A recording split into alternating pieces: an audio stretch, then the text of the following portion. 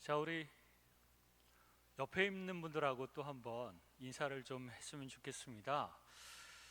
사랑합니다. 그리고 함께 성장합시다. 함께 성장합시다. 인사하면 참 좋겠습니다. 예, 손 잡으셔도 좋고 안아주셔도 좋고. 제가 또 오늘 실수를 했죠. 예, 죄송합니다. 성가대본분들 이제 묵상송을 해야 되는데 제가 뺏어버린 것 같습니다. 이러면서 또 성장하는 거죠, 그렇죠? 함께 고쳐나가고 성장하고 그래야 될 줄로 믿습니다. 공동체는 살아있는 몸이다. 누가 이런 말을 했습니다. 지역교회 공동체도 생명을 가진 유기체처럼 탄생과 성장과 쇠퇴와 소멸의 과정을 거칩니다. 인간도 태어나서 성장하고 그리고 점점 쇠퇴하고 나중에 죽는 것처럼 교회 공동체도 마찬가지입니다. 영적인 교회, 천상의 교회는 절대로 사라지지 않지만 지상의 교회, 지역 교회는 사라질 수도 있습니다. 계시록의 7교회도 모두 사라지고 지금은 터밖에 안 남았죠. 성경에 있는 고린도 교회라든지 수많은 교회들도 대부분 사라져 버렸습니다. 유럽에 있는 교회와 미국 교회도 수많은 교회들이 문을 닫았고 이단 교회에 팔리거나 아니면 문화공간이나 술집으로 바뀌었다고 합니다. 참 슬픈 이야기죠. 한국 교회도 많은 교회가 이단 교회로 넘어갔습니다. 부도가 나서. 그리고 한국 교회도 1년에 3,000개가 문을 닫는다고 합니다. 물론 예전에는 그 3,000개만큼 개척교회가 시작이 되어서 그 숫자는 비슷비슷하고 오히려 숫자는 점점점 교인들의 숫자는 증가하고 부흥했는데 요즘에는 3,000개가 문을 닫고 겨우 몇 개만 개척이 되고 교인 숫자도 점점 전체적으로 줄어간다고 합니다. 교회는 아까 말씀드린 것처럼 탄생, 성장, 그 다음에 쇠퇴, 소멸의 과정을 거치는데 교회가 처음 설립이 되면 1단계로서 환상적인 단계를 거칩니다. 그러니까 처음 교회가 설립이 되면 기대치가 굉장히 높고 설립 멤버들은 열정적으로 그 교회를 시작하려고 합니다. 무엇이든지 열심으로 하죠. 그리고 모든 것이 완벽한 것처럼 보입니다. 특별히 개척교회 멤버들이 너무 천사 같고 너무 사랑스럽고 함께 열심히 한번 해보자 이런 마음으로 공동체 의식이 높고 관계성도 너무나도 좋다고 합니다. 완전히 가족처럼. 그래서 숫자는 적지만 밥도 같이 먹고 기도도 열심히 같이 하고 서로의 가족들에 대해서도 너무나도 잘 알고 그래서 어느 가정에 밥숟가락에 몇 개 있는지조차 잘 알 정도로 그렇게 친하고 함께 하는 시간이 많다고 합니다. 그 다음에 이제 조금 성장하면 2단계가 되는데 2단계는 갈등 관계에 빠지기 시작합니다. 찬양팀도 예배시설도 다른 많은 준비들도 왜 이렇게 우리 교회는 미흡한 것이 많을까, 부족한 것이 많을까 이런 생각을 하게 되고 또 개개인의 불완전한 모습이나 공동체의 불완전한 모습에 실망하기도 하는 것이죠. 2단계에서는. 그리고 교인들 간의 오해와 갈등이 시작이 되고 그리고 공동체 내에서 자기 자신에 대해서도 또 실망하기도 합니다. 나는 왜 이렇게 못 참는가? 왜 이렇게 화가 날까? 나는 왜 사랑으로 사람들을 다 감싸 안지 못할까? 이런 마음도 생기는 것이죠. 저희 누나가 예전에 예수전도단의 DTS라고 하는 훈련에 들어갔는데 3개월 동안은 합숙 훈련을 하고 영적인 여러 가지 것들을 배우면서 시간을 보내고 그 나머지 3개월은 전도 여행을 간다고 합니다. 국내로 가기도 하고 해외로 가기도 하는데 합숙 훈련 3달 중에서 첫 번째 달은 너무너무 좋다고 합니다. 그래서 한 달 동안은 서로가 천사처럼 여기면서 너무너무 사랑스럽고 함께 훈련받는 게 너무 좋고, 그러다가 한 달이 지나가고 2달쯤 되면 서로 마녀처럼 보인다고 합니다. 심지어는 머리끄댕이를 잡고 싸우기도 한답니다. 여자 자매들이. 물론 나중에 시간이 지나서 훈련이 마칠 때쯤 되면 또 회개하고 서로 용서를 빌고 화해를 하기도 하고, 또 서로 장단점이 있는 사람으로 받아들인다고 하는 것이죠. 이 예수전도단의 이런 훈련 프로그램뿐만 아니라 지역 교회도 마찬가지입니다. 처음에는 너무나도 웃으면서 잘 대해주니까 천사처럼 보이다가 서로 본성이 이제 드러나는 것이죠. 집안에서 하는 것처럼 그렇게 편하게 대하다 보면 또 단점들이 불쑥불쑥 일어나고, 그러면서 갈등이 시작되면 교회 가기가 참 불편하기도 합니다. 한 사람만 나하고 갈등이 있어도 굉장히 불편하거든요. 제가 이거 몇 달 전에 여러분들에게 이 예화를 소개했는지는 모르겠습니다. 40대의 어떤 아저씨가 있었다고 합니다. 그 아들이 그 노모 할머니랑 같이, 늙은 어머니랑 같이 단둘이서 사는데, 주일날이 되었습니다. 아침에 이 노모가 이 40대 아들을 깨웁니다. 교회 가야지, 교회 갈 준비해야지. 그랬더니 이 아들이 하는 말이, 나 오늘 교회 가기 싫어 엄마. 그래도 가야지. 내가 마음에 안 들어하는 사람들이 너무 많아 교회에. 그랬더니 이 나이 많은 어머니가, 교회는 사람 보고 가는 것이 아니다. 하나님 보고 가야지. 너가 마음에 안 드는 사람 있더라도 교회 가야 돼. 예배하러 가야지. 그랬더니 이 40대 아들이, 그런데 엄마, 교회에 많은 사람들이 또 나를 싫어해. 그래서 가기 싫어. 이렇게 얘기했다고 합니다. 이 어머니가 뭐라 그랬겠어요? 그래도 가야지. 그랬더니 아들이, 왜요? 가기 싫은데. 그랬더니 이 어머니가 하는 말이, 왜냐하면 네가 담임 목사니까. 이렇게 얘기했다고 합니다. 담임 목사도 때로는 교회 가기 싫을 때가 있습니다. 갈등 관계가 한 명이라도 있으면 참 가기가 싫은 거죠. 바쁘거나 몸이 피곤해서 교회 가기 싫은 것보다 관계에 어려움이 있어서 가기 싫은 이유가 훨씬 많다고 합니다. 그러나 반대로 관계가 좋으면 정말 일이 바빠도, 그리고 몸이 피곤해도 교회 가고 싶은 거죠. 몸이 힘들어도 교회 가고 싶고, 교회 가면 몸이 나을 것 같은 그런 기분을 여러분 느끼지 않습니까? 느껴야 됩니다. 여러분, 갈등 관계는 우리 교회만 있습니까? 절대로 그렇지 않습니다. 지상에 있는 거의 모든 교회가, 아마도 한 교회도 빼놓지 않고 모든 교회가 갈등 관계가 있습니다. 갈등이 있어서 교회가 싸움도 있고 갈라지기도 하고, 또 몇몇 사람들 상처를 받고 나가기도 하고, 이런 모습이 너무나도 많습니다.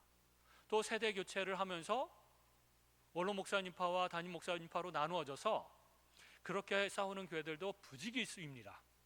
그리고 겉으로는 굉장히 평안해 보이는 교회도 제가 듣기로는 안으로 들어가면 누구누구하고 그렇게 갈등이 있고 기득권을 잡고 텃세를 부리고 뭐 이런 얘기들을 심심치 않게 듣곤 합니다. 부흥하는 교회도 마찬가지입니다. 서울에 제 선배 교회가 정말 몇 년 사이에 굉장히 급속도로 부흥하고 있고, 소문이 자자해서 사람들이 계속해서 오고, 심지어는 맘카페에다가도 그 엄마들이 다 그 교회 너무 좋다고 올린다고 합니다. 그래서 그 맘카페를 보고 찾아오는 교인들이 굉장히 많다고 합니다. 그런데 그 교회도 갈등이 있어서 그 선배 누나는 저희 총신대 선배인데 저한테 계속 갈등 관계에 대해서 이 권사님 저 권사님 뭐 집사님 뭐 이런 얘기를 참 많이 얘기를 해주고 고민 얘기를 많이 해주곤 합니다. 모든 교회가 다 그렇습니다. 지상교회는 모든 교회가 이 2단계 갈등 관계를 거쳐갑니다. 3단계가 되면 계약 단계로 돌입하는데 서로 있는 그대로를 포용하고 용납하고 인정하는 것이죠. 당신이 단점이 있지만, 그래서 그 부분은 내가 마음에 들지 않지만 당신에게는 또 장점도 있다는 것을 나는 인정한다. 그리고 받아들이겠다. 당신을 있는 모습 그대로 받아들일 테니 나도 또한 있는 그대로 인정해주고 받아주어라. 나도 단점만 있는 것이 아니라 장점도 있지 않느냐. 그러면서 서로 인정하고 가는 것이 바로 3단계 계약 관계 혹은 적응 단계입니다. 우리는 성숙한 부분도 있고 우리 안에, 한 사람 안에 미숙한 부분도 동시에 있습니다. 그래서 그러한 그 단점과 장점의 혼합체가 바로 우리 인간인 것이죠. 그래서 서로 용납하고 약점이 있음에도 불구하고 받아주는 것이 필요합니다. 그리고 각자가 잘하는 것이 서로 다릅니다. 각자의 은사도 다르고, 그래서 어떤 부분은 어떤 사람은 못하기도 하고, 하지만 그 사람은 또 다른 면에서 잘할 수 있는 것이죠. 그래서 서로 잘하는 것들을 통해서 봉사하고 서로 섬길 때 우리 교회는 점점 건강해지고 강해져 가는 것입니다. 이 계약 단계와 적응 단계로 넘어가지 못하면 그 공동체는 갈등이 점점 심해지고 교회가 갈라지기도 하고 때로는 점점 약해지기도 하고, 그러다가 결국 서로 악마 취급을 하면서 정죄하게 됩니다. 사실 우리 모두는 죄인인데도 불구하고 이런 관점이 있습니다. 나는 옳고 당신은 틀렸다. 나는 천사 같고 당신은 악마 같다. 그러므로 당신이 고쳐야 되고 고치지 않으면 교회를 떠나가라. 이런 생각이 참 많습니다. 그러나 우리 모두는 죄인이라서 약점이 있고 늘 틀릴 수 있다라고 하는 것을 기억해야 되는 것이죠. 모든 교회가 다 이런 갈등 관계를 넘어서 계약 단계로, 적응 단계로 갑니다. 그럴 때 점점 성장하고 성숙된 단계로 넘어가는 것이죠. 4단계가 바로 성숙 단계입니다. 계약 단계와 적응 단계를 잘 거쳐서 공동체 자체가 점점 성숙하게 되는 것이죠. 지난 과거의 갈등 단계를 겪었으니까 우리는 이제 알아갑니다. 이렇게 말하고 이렇게 행동하고 이런 결정을 하면 갈등이 생길 수가 있구나. 그러므로 이런 말 하면 안 되고 이런 행동하면 안 되고 이런 결정하면 안 되고 지혜롭고도 성숙한 모습으로 말하고 행동하는 것이 필요하구나 라고 하는 것을 우리가 배우게 됩니다. 배우면 고치게 되고 고쳐지면 성숙하게 되는 것이죠.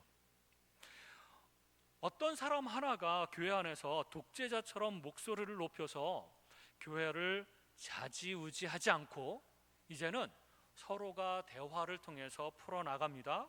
서로 존중하고 민주적인 방법으로 함께 기도해서 함께 결정하는 그런 교회가 되는 것입니다. 그리고 콩가루 집안처럼 서로 섞이지 못하다가 진짜로 갈등 관계를 뛰어넘어서면 진짜 공동체처럼 찰떡같이 하나가 되어서 이제 친밀하고 웬만한 거는 다 받아들이고 웬만한 거는 다 이해하고 넘어가는 걸로 그렇게 발전이 되어갑니다.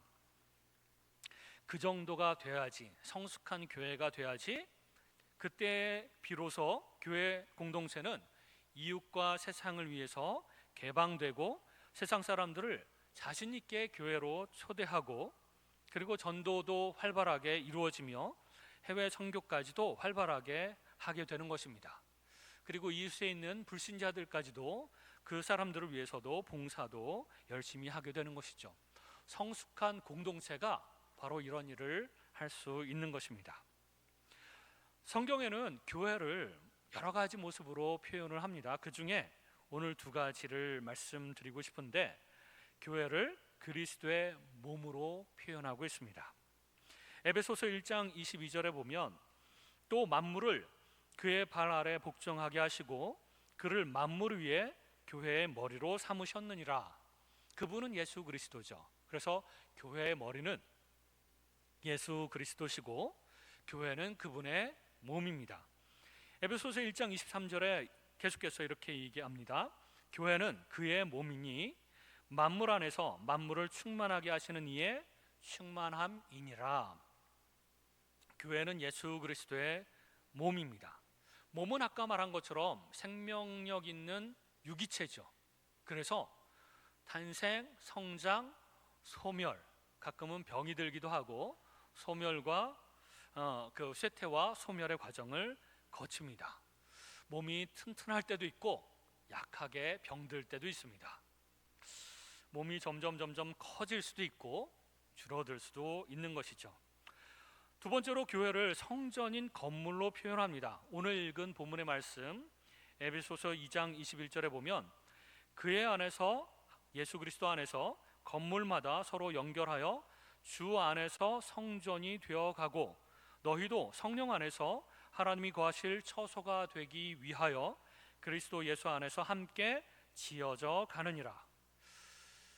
건물의 특성은 성전, 성령 하나님께서 거하시는 거룩한 장소를 표현하기도 하지만 동시에 이 본문에서 얘기하는 것은 예수 그리스도 안에서 함께 지어져 가는 과정에 있는 그 공동체를 표현하기도 합니다.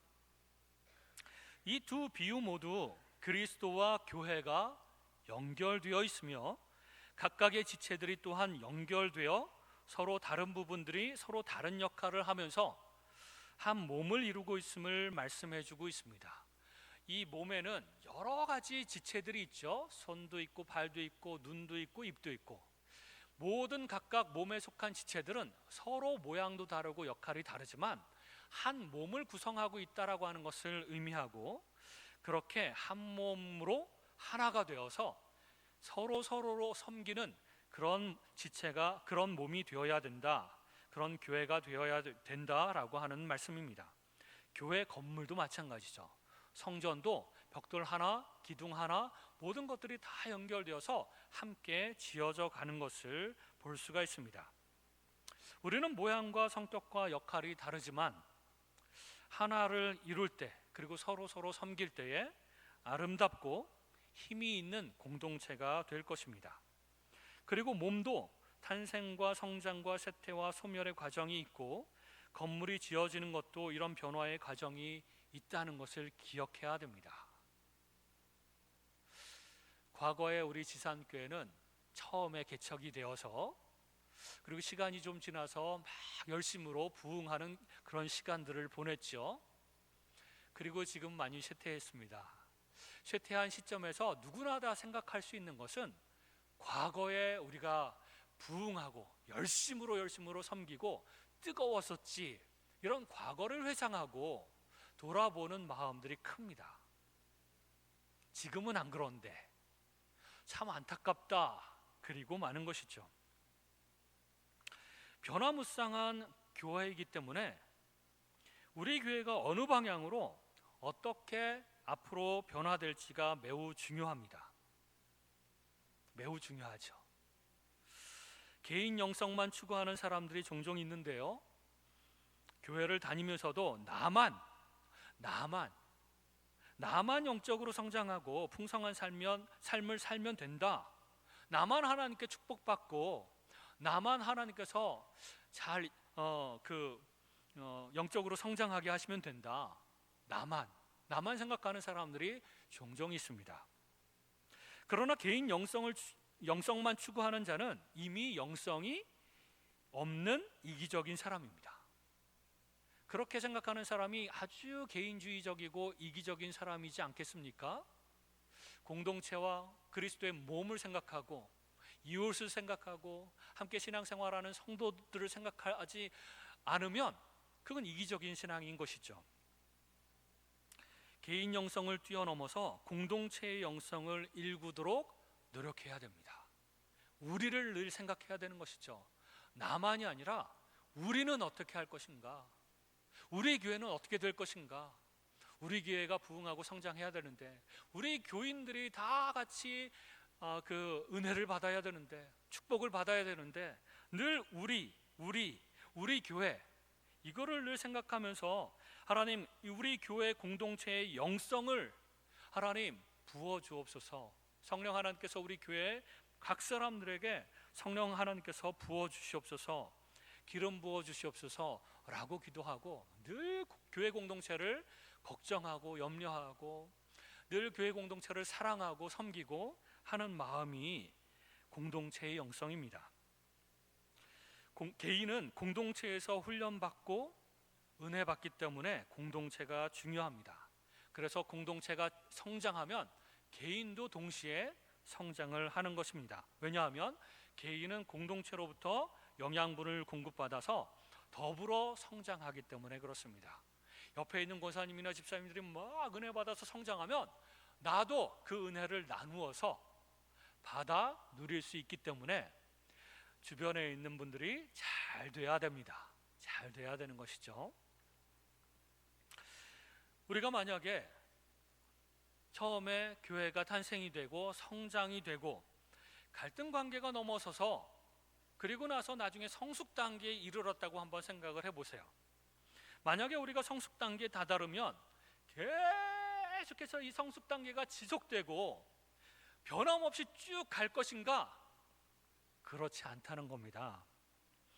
다시 성숙 단계에서 병들 수도 있고 또 세대가 바뀌면서 아버지 세대에는 정말 부흥이 임했고 너무너무 뜨거운 열정으로 우리 교회 어르신들이 신앙생활을 했습니다. 그런데 세대가 바뀌면서 아들 세대에서는 혹은 손주 세대에서는 교회를 다 떠나기도 하고 뜨뜻미지근하게 그렇게 신앙생활하는 사람들만 남아있을 수 있습니다. 그럴 수 있는 것이죠. 세대가 바뀌거나 또 여러 가지 원인에 의해서 침체기를 겪거나 갈등 관계로 다시 후퇴할 수도 있습니다. 구약 교회가 그랬습니다. 구약에서는 시기마다 영적인 부흥이 일어났습니다. 근데 다시 쇠퇴했습니다. 또 다시 부흥이 일어나고 또 쇠퇴하고 이런 것들이 끊임없이 일어났습니다. 구약의 왕조만 해도 아주 뜨거운 순종적인 왕, 칭찬받을 만한 왕이 있었습니다. 그러면 그 왕의 아들은 그 신앙을 받아들여서 아주 뜨겁게 또 순종하고 하나님 뜻대로 이 나라를 다스려야 되는데 이상하게 그 뛰어난 왕, 그 다음에 태어난 자식이 완전히 말아먹는, 나라를 완전히 그렇게 하나님의 뜻과는 다르게 죄악만 일삼는 우상숭배로 빠지는 그런 세대가 되기도 하고, 반대로 아버지는 그런 우상숭배를 했던 왕인데 타락한 왕이었는데 그 아들일 때에서 다시 하나님 말씀에 깨닫고 다시 부흥을 가져오는 그런 세대가 올 수도 있는 것이었습니다. 교회가 이렇습니다. 계속해서 변화될 수 있습니다. 살아있는 유기체이기 때문에 그렇습니다. 공동체는 살아 움직입니다. 그러므로 지금 상태와 지금 상황이 전부가 아닙니다. 변화되고 자라기도 하고 다시 소멸하기도 합니다. 그러므로 여기서 중요한 결론입니다. 여러분, 이 말을 결코 잊지 마십시오. 이 교회 공동체가 앞으로 미래에 어떻게 되느냐는 전적으로 지금 우리에게 달려 있습니다. 지금 나에게 달려 있습니다. 앞으로 이 교회 공동체가 점점 소멸해서 없어지느냐, 아니면 지금부터 점점 부흥을 이루어 가느냐, 이것이 누구에게 달려 있다고요? 나에게 달려 있습니다. 지금 우리에게 달려 있습니다. 여러분 어떻게 하시겠습니까? 나에게 달려 있는데, 지금 우리에게 달려 있는데 어떻게 하시겠습니까? 우리가 교회의 운명을 만들어가는 겁니다. 그리고 지금 상황에 불만을 가지고 우리 교회는 틀려먹었어, 우리 교회는 문제가 많아, 그러면서 자포자기 하면 안 됩니다. 성령 하나님께서 역사하시면 지금 상황에서 우리 교회는 크게 성장하고 성숙하고 부흥하고 발전할 수 있다. 하나님께서 그 넘어진 우리를 다시 일으켜 주실 것이다. 하나님께서 역사하시면 우리 교회는 지금까지 역사에서 보지 못했던, 지금까지 이런 부흥은 없었다 할 정도로 크게 부흥할 수 있다. 이런 희망과 소망을 가지고 기도하고 섬기고 사랑하고 끌어안고 그래야 되는 것이죠. 그래야 하나님께서 역사하시고, 그래야 후손들이 그때 당시에 참 문제가 많고 갈등이 있었던 교회에서 많은 성도님들이 힘을 합쳐서 기도하고, 그리고 섬기고 사랑하고, 그러므로 인해서 그때로부터 반전을 이루어서 성장하게 되었다라고 후대의 사람들이 그렇게 얘기할 것입니다. 그때 누구 권사님이, 누구 장로님이 큰 역할을 하셨지, 이렇게 얘기할 수 있다는 겁니다. 그렇지 않고 그때로부터 교회는 점점 쇠락해 가다가 결국에는 사라지고 말았다, 이런 얘기를 들을 수가 없을 것입니다. 우리 중에는 그런 얘기를 듣고 싶은 사람은 아무도 없을 것입니다. 다시 한번 이 교회 공동체가 앞으로 미래에 어떻게 되느냐는 전적으로 지금 우리에게 달려있다, 지금 나에게 달려있다 라는 것을 기억해야 됩니다.